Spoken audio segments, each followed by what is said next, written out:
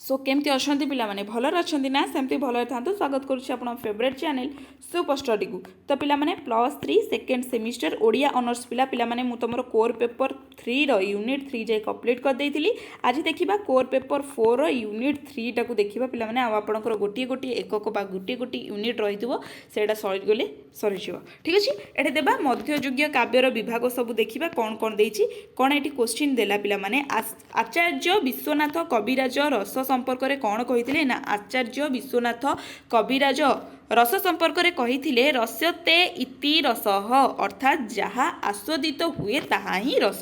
रसर मूल अर्थ कौन ना रसर मूल अर्थ हेउछि आस्वादन करिबा। भरत मुनि मतरे रस निष्पत्ति किपरि होइथाय ना भरत मुनि मतरे विभाग अनुभाव और संचिरा भाव संजोगरे रस निष्पत्ति होइथाय। विवाह अनुभाव व्याभिचारी संजोग माने आर टिके सर्टा एट प्रोवाइड कर तुम एति मन रख है तुम से मन रख। तापर देला विश्वनाथ कविराज रस निष्पत्ति संपर्क में कौन कही ना विश्वनाथ कविराज रस निष्पत्ति संपर्क में कही कौन ना अनुभव और व्यतिचार भाव को स्वीकार करने सह रस निष्पत्ति पाई अन्य एक उपादान स्थायी भाव को संजोग करिसेंती। रस केते प्रकार ना रस 9 प्रकार। श्रेष्ठ रस बोली क्या ग्रहण करा जायछि ना श्रृंगार रस को श्रेष्ठ रस बोली कौन ग्रहण करा जायछि। रक्त तत्वारे काव्यर आत्मा स्वरूप रूपे क्या ग्रहण करा जायछि ना रस को ग्रहण करा जायछि। मानव को अमृत रस पान करने लगी छंदरे रस को किए अंतर्भुक्त करिथांती ना प्रजापति अंतर्भुक्त करिथांती। ताबे देला रस वैश्य बा रस चितानंद स्वरूप उक्तिटी क्या उद्धृत ना तैत्तराई उपनिषद को कौन ना उक्तिटी उद्धृत तैत्तराई उपनिषद।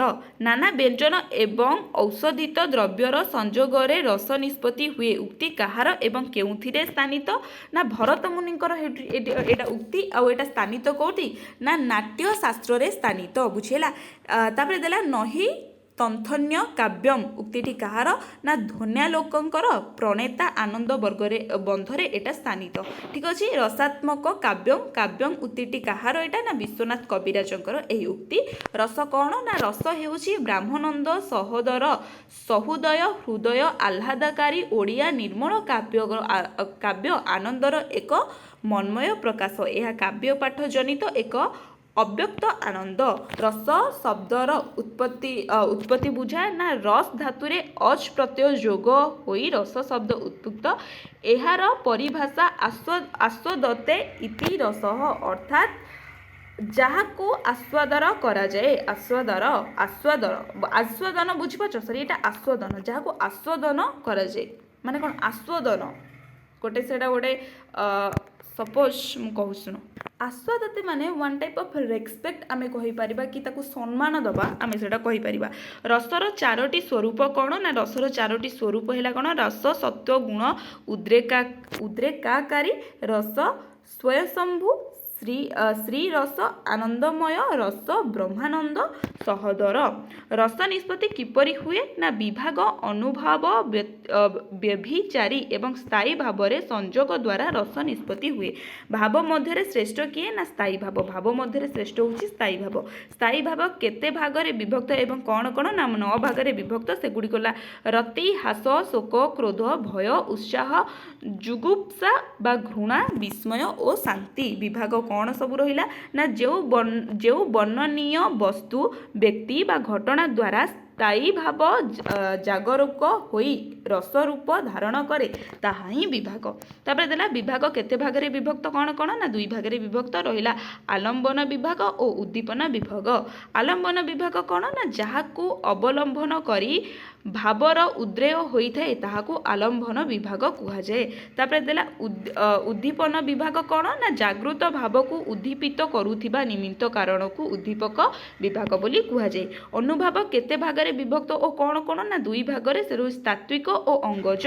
तापर देला तात्विक अनुभाव केते भाग रे विभक्त और कौन कौन ना 8 भाग रे कौन कौन से गुड़ा रहिला ना स्तंभ स्वेद रोमांच स्वरभांग बेपथी विवनता अश्रु एवं कौन रहिला ନା ପ୍ରଳୟ ରହିଗଲା। ତାପରେ ରହିଲା ଅଙ୍ଗଜ ଅନୁଭାବ କେତେ ଭାଗରେ ବିଭକ୍ତ ଓ କ'ଣ କ'ଣ ନା 4 ଭାଗରେ। କ'ଣ ନା ଭ୍ରୁବିକ୍ଷେପ, କଟାକ୍ଷ, ସ୍ମିତହାସ୍ୟ ଏବଂ ଆପାଙ୍ଗ ଚାହିଣୀ।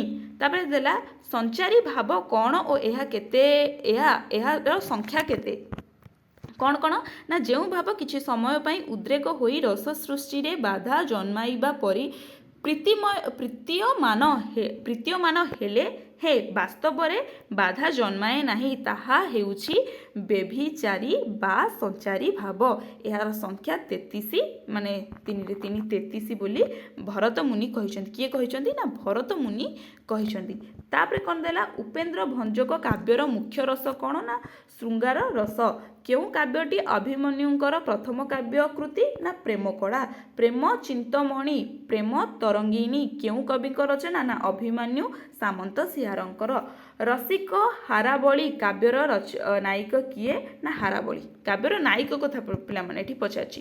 ତାପରେ ଦେଲା ରସ ପଞ୍ଚକର ବିଶେଷତ୍ୱ କ'ଣ ନା ଏହି କାବ୍ୟରେ ର, ସ, ପ, ଚ, କ ଏହି 5ଟି ବର୍ଣ୍ଣକୁ ଆଦ୍ୟ ନିମନ୍ତରେ ରଖି ରଚନା କରାଯାଇଛି। ମାନେ ଯାହା ବି ଆରମ୍ଭ ହେବ ସେଥିରେ ର ଥିବ, ନହେଲେ ସ ଥିବ, ନହେଲେ ପ ଥିବ, ନହେଲେ ଚ ଥିବ, ନହେଲେ କ ଥିବ। ବୁଝିଲା। ଛାନ୍ଦଭୂଷଣ କାବ୍ୟର ଛାନ୍ଦ ସଂଖ୍ୟା କେତେ ନା 34। ଉପେନ୍ଦ୍ର ଭଞ୍ଜକ ରଚୟିତା ଅଭିଧାନ ଗ୍ରନ୍ଥଟିର ନାମ କ'ଣ ନା ଗୀତାଭିଧାନ। ତାପରେ ଦେଲା କ'ଣ ନା ରସବାଦର ପ୍ରତିଷ୍ଠା କିଏ ନା ଭରତ ମୁନି।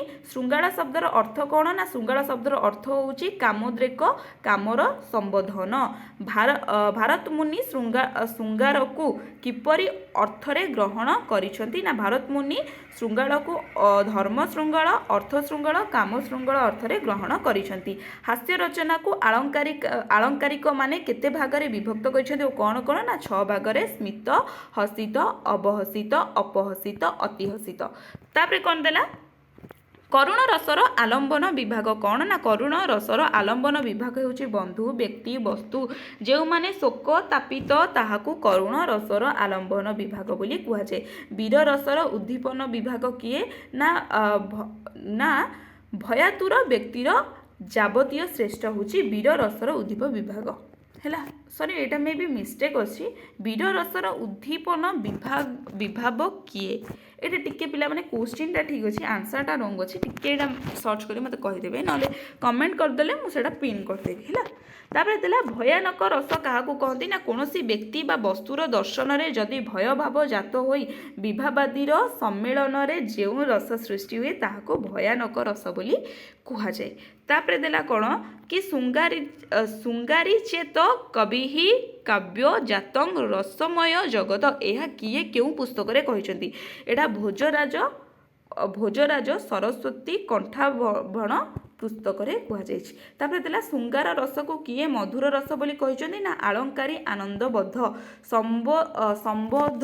ସମ୍ଭୋଗ। ଶୃଙ୍ଗାର କାହାକୁ କୁହନ୍ତି ନା ଯେଉଁଠାରେ ନାୟକ ନାୟିକାଙ୍କ ସଂଯୋଗାବସ୍ଥାରେ ପାରସ୍ପରିକ ରୀତି ଭାବରେ ପରିବେଶ ସୃଷ୍ଟି ହୁଏ ସେଠାରେ ସମ୍ଭୋଗ ଶୃଙ୍ଗାର କୁହାଯାଏ। ତାପରେ କ୍ୱେଶ୍ଚିନ୍ ଯିବା।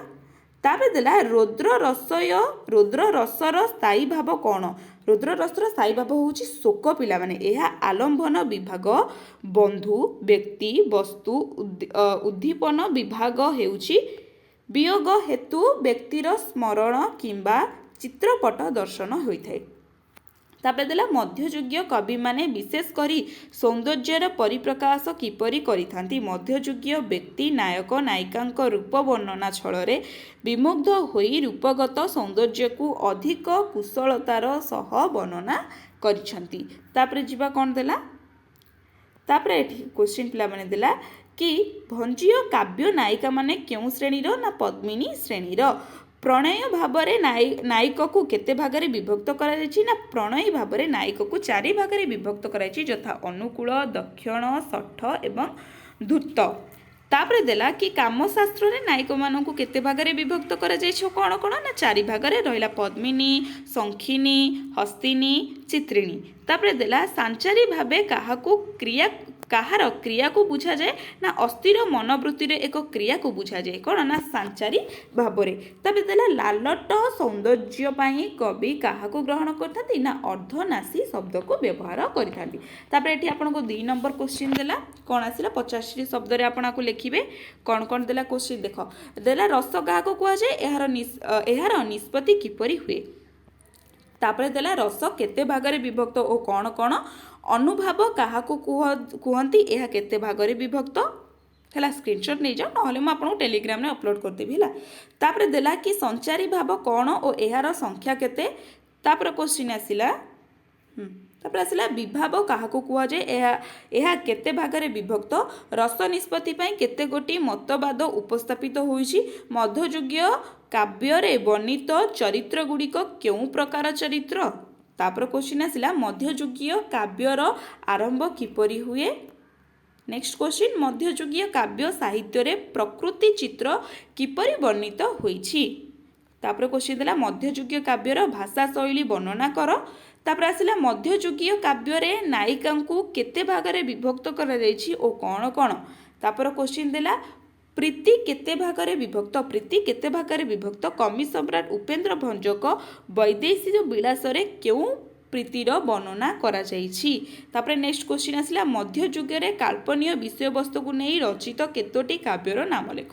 ଏଠି 10ଟା ମୁଁ ନେଇ ଆସିଛି ଆପଣ କିଛିଟା ମନେ ରଖିଦେବେ ଆଧରୁ ଲଙ୍ଗ କ୍ୱେଶ୍ଚିନ୍ ପାଇଁ ବି ରାଧାକୃଷ୍ଣ ଚରିତ୍ରକୁ ନେଇ ରଚିତ ମଧ୍ୟଯୁଗୀୟ 5 ଗୋଟି କାବ୍ୟର ନାମ ଉଲ୍ଲେଖ କର। ତାପରେ ଆସିଥିଲା ଲଳିତା ଓ ବିଶାଖା କେଉଁ ପ୍ରକାର ଚରିତ୍ର ମଧ୍ୟଯୁଗୀୟ କେଉଁ କାବ୍ୟକୁ ଶ୍ରେଷ୍ଠ ପ୍ରୀତି ଗ୍ରନ୍ଥ ରୂପେ ଗ୍ରହଣ କରାଯାଇଛି। ତାପରେ ଆସିଲା କାମର 10 ଦଶା କ'ଣ ହେଲା। ଏତିକି ହେଉଛି ତମର କୋର୍ ପେପର 4 ପିଲାମାନେ ୟୁନିଟ୍ 3ର ସିଲେକ୍ଟେଡ୍ କ୍ୱେଶ୍ଚିନ୍ 1 ମାର୍କିଆ ମୁଁ ଆପଣଙ୍କୁ ଦେଇଥିଲି 2 ମାର୍କିଆ ଦେଇଥିଲି ଆଉ ଲଙ୍ଗ କ୍ୱେଶ୍ଚିନ୍ ଆଉ 5 ମାର୍କିଆ ତ ମୁଁ କହିଛି ମୁଁ ଆପଣଙ୍କୁ ଦେବି ସେଥିପାଇଁ ବ୍ୟସ୍ତ ହୁଅନ୍ତୁନି ଏତିକି ଆପଣ ପଢ଼ନ୍ତୁ ଟେଲିଗ୍ରାମ ଚ୍ୟାନେଲରେ ମୁଁ ଆର ନୋଟ୍ଟାକୁ ଅପଲୋଡ଼ କରିଦେବି ଠିକ୍ ଅଛି। ରହିଲି ନମସ୍କାର ଜୟ ଜଗନ୍ନାଥ।